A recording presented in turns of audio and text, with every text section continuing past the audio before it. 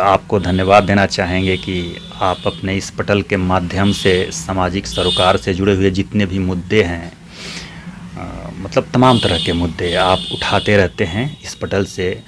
और इसका जो उद्देश्य है कि समाज में एक बदलाव आए, एक क्रांति आए, एक परिवर्तन आए, ताकि दिखे कि हाँ। नमस्कार, मैं राजकुमार गुप्ता और आप देख रहे हैं आईपा यानी all India progressive politics association, जो बात करता है प्रगतिशील राजनीति की, सामाजिक विकास की, सामाजिक समस्याओं की। आज हमारे साथ मौजूद हैं नीतीश शर्मा जी, जो बहुत ही सामाजिक विचारधारा से उनके जो आपसे उनको रूबरू कराएंगे, जो सामाजिक सरोकार से काफ़ी करीब रहते हैं। नीतीश जी, बहुत बहुत स्वागत है आपका आईपा में। नमस्कार, मेरा नाम नीतीश मिश्रा है और आपको धन्यवाद देना चाहेंगे कि आप अपने इस पटल के माध्यम से सामाजिक सरोकार से जुड़े हुए जितने भी मुद्दे हैं, मतलब तमाम तरह के मुद्दे आप उठाते रहते हैं इस पटल से। और इसका जो उद्देश्य है कि समाज में एक बदलाव आए, एक क्रांति आए, एक परिवर्तन आए, ताकि दिखे कि हाँ। और हर व्यक्ति का ये प्रयास होता है कि वो समाज के परिवर्तन के लिए कुछ ना कुछ अपना योगदान दे। तो आपके योगदान को बहुत बहुत धन्यवाद। धन्यवाद नीतीश जी। नीतीश जी, मैं आपसे जानना चाहूँगा कि यूपी में भी विधानसभा चुनाव करीब हैं। होता क्या है कि ये एक विचारधारा लोग ही पहले चली आ रही है कि नेता लोग जो होते हैं वोट मांगने समय आते हैं, 5 साल बाद गायब हो जाते हैं। तो क्या ये अभी भी ऐसा है? इसको क्या बदलाव होना चाहिए इसमें कुछ? देखिए, अगर ये प्रश्न को कई दृष्टिकोण से हम देख सकते हैं, लेकिन एक दृष्टिकोण जो आपका है, जो आप बोल रहे हैं कि नेता लोग 5 साल बाद आते हैं चुनाव में अपने मत मांगने के लिए, फिर गायब हो जाते हैं, जीत जाते हैं तो या हार जाते हैं। तो बेशक राजनीति का दृष्टिकोण सेवा होना चाहिए, समाज सेवा।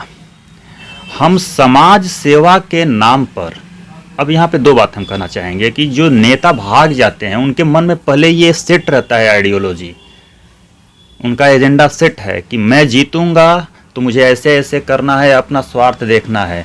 और यदि वो हार जाते हैं तो अरे यार हार गए, जनता ने मुझे मना करे, चलो अब घर में सोते हैं। जबकि अगर वो इस दृष्टिकोण से देखे कि यदि हम असफल हो गए इस परीक्षा में, हार गए इस चुनाव में, तो मुझे लगना है, मुझे मत इसी जनता से लेना है और अपने आप को सुधार के रूप में प्रेजेंट करना है। आप प्रतिनिधि के रूप में स्वीकार कीजिए, भले आप हारे हैं, कि मैं यहाँ का प्रतिनिधि हूँ अभी भी, और सेवा करते रहिए, उनके मुद्दे उठाते रहिए, उनको दिखाते रहिए कि मैं अभी भी हारने के बाद भी आपके समक्ष हूँ। तो अगले चुनाव में आपको मौका देगी जनता, जो हारते हैं उनके लिए भी।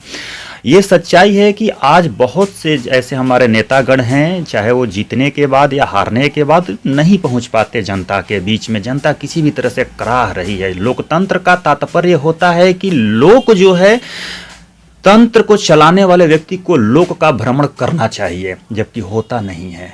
जो व्यक्ति धरातल पे उतर करके जनता से रूबरू होते रहता है, मिलते रहता है, उनके कष्ट को समझना, उनके मानसिकता को समझना, उनका क्या सही में मन में चल रहा है, कि किस दृष्टिकोण से विकास होना चाहिए, ऐसा होना चाहिए। ये भी सत्य है कि उनको अपने विधानसभा में या सांसद का यदि चुनाव होता है तो सांसद भवन में जाना होता है, वहाँ भी दिखाना पड़ता है कि इतनी उपस्थिति आपकी होनी चाहिए। लेकिन क्षेत्र का भ्रमण जरूरी है। बहुत अच्छा, क्षेत्र का भ्रमण होना चाहिए, चाहे वो जो है प्रत्याशी हारे या जीते। अच्छा, ये दूसरा एक मैं पहुंच जाऊंगा कि चुनाव आते हैं, एक चीज़ और निकल के आती है कि पार्टी जो वोटर होता है वो असमंजस में होता है कि सरकार किसी और की बनानी है, लेकिन जो कैंडिडेट होता है उसको वो नहीं समझ पाता है। तो क्या इसके बीच में होना चाहिए, कैंडिडेट को देख के वोट देना चाहिए या जो सरकार बनेगी उनकी नीतियों को देख के वोट देना चाहिए? बिल्कुल, ये जो अंतिम वाली जो आप बात कहे ना कि नीतियों को देख करके, कैंडिडेट का जो चरित्र होता है या व्यक्तित्व होता है उसके नीतियों को लेकर के ही होता है। हमारी नीतियां जैसी होती हैं वैसा ही हमारा व्यक्तित्व उभर करके सामने आता है। हमारे वैचारिक दृष्टिकोण हमारे नीतियों पे आधारित होती है। हम किसी पॉलिसीज पे काम करते हैं तो यानी कि हमारा वैचारिक दृष्टिकोण है, तभी वो पॉलिसी हम ला रहे हैं। समझ रहे कि नहीं? तो बेशक जो आम जनता है, जो आम जन है, मतदाता हैं, उनको नीतियों के ऊपर ज़्यादा वो करना चाहिए। मेरा अपना दृष्टिकोण है, बाकी मैं किसी भी विशेष दल की बात नहीं करता कि ये इनको मैं चुनता हूँ, ये अपना इच्छा है, लोग चयन कर लेते हैं। लेकिन नीतियाँ यदि समाज के हित में हैं।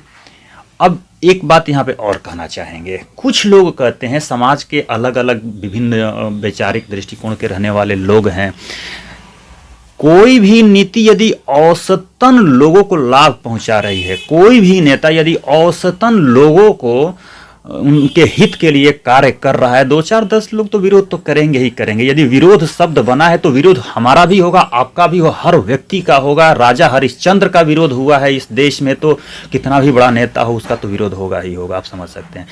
तो औसतन जो नीतियां समाज के हित में हैं और उस नीति को लागू करने वाला जो नेता है, हमें वैसे ही नेतृत्व की इच्छा रखनी चाहिए, तभी समाज में एक परिवर्तन आएगा।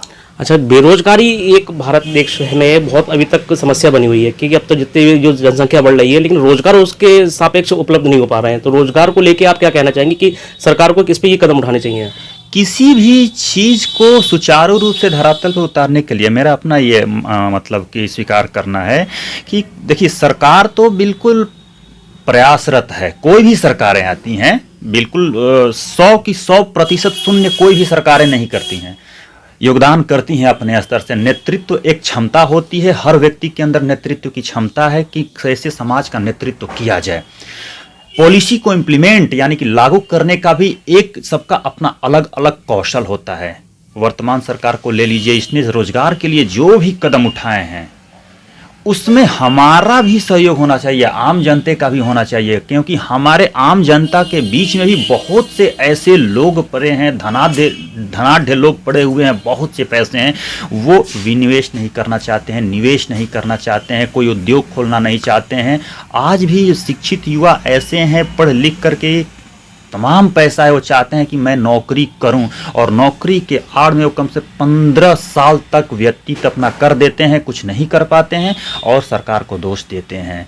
बेशक सरकार को रोजगार देना उसकी जिम्मेदारी है और हमारा ये कर्तव्य है कि हम उनसे पूछे कि कितना दिए, लेकिन हमारा कर्तव्य ये भी है कि हम यदि सक्षम हैं तो रोजगार का सृजन हम भी कर सकते हैं, रोजगार को हम भी दूसरे को दे सकते हैं। तो दोनों के मिली भगत से लोकतंत्र का संचालन अच्छे से सुचारू रूप से सरकार और लोग और मतलब आम जनता दोनों के मिली भगत से होता है। किसी एक व्यक्ति के ऊपर नहीं थोप सकते। सरकार को मैंने मत कर दिया कि वो चले, अब तुम चलाओ, हम अपना उदंडई करेंगे, ऐसा कुछ नहीं। हमें भी योगदान देना है, कोई भी सरकार आए उसका मुझे सहयोग करना चाहिए। जब मैं चुन लिया हूँ, सरकार उस पर स्थापित हो गई है, तो सभी व्यक्ति को स्वीकार करना चाहिए। देखना है कि अभी कैसे समाज के हित में अपने मुद्दे लाते हैं, नीतियाँ लाते हैं, योजनाएं लाते हैं, ताकि हम सभी का जीवन अच्छे से चल सके। देखिए ना जी, रोड है, विद्यालय है, शैक्षणिक संस्थानें हैं, चिकित्सालय हैं, इतने परिवहन विभाग हैं, सभी समाज के लिए तो है। सरकार का जो भी व्यक्ति है, आज वो सरकार में बैठा है, कल वो हार जाएगा, आम जनता बन जाएगा, वो पूछने लगता है कि कितना रोजगार किया। तो ये तो चलते, सरकार कोई भी योजना लाती है आम जनता के नाम पर और आम जनता के लिए ही लाती है, तो हमें सहयोग करना पड़ेगा, वैसे योजनाओं का लाभ लेना पड़ेगा, उन योजनाओं को अच्छे से धरातल पर उतरवाना पड़ेगा सरकार से कि आप इस योजना का क्या किए। तो रोजगार के लिए यही हम कहना चाहेंगे कि रोजगार दोनों के दृष्टिकोण से होना चाहिए। तो हमारे साथ मौजूद थे नीतीश मिश्रा जी, जो उन्होंने बहुत अच्छी बातें बताई समाज को प्रति उन्होंने किस तरह समाजशील प्रगतिशील होना चाहिए, चाहे वो राजनीति की बात हो चाहे रोजगार में उन्होंने बताया कि लोकतंत्र में दोनों ही को, चाहे सरकार हो या आमजन हो, उनको ही दोनों बराबर का हिस्सा लेना चाहिए, तभी कहीं रोजगार का सृजन हो सकेगा और कई लोग, शिक्षित लोग जो है उनको रोजगार पा सकेंगे। आईपा में हम और लोगों से भी आपको रूबरू कराते रहेंगे, देखते रहिए आईपा।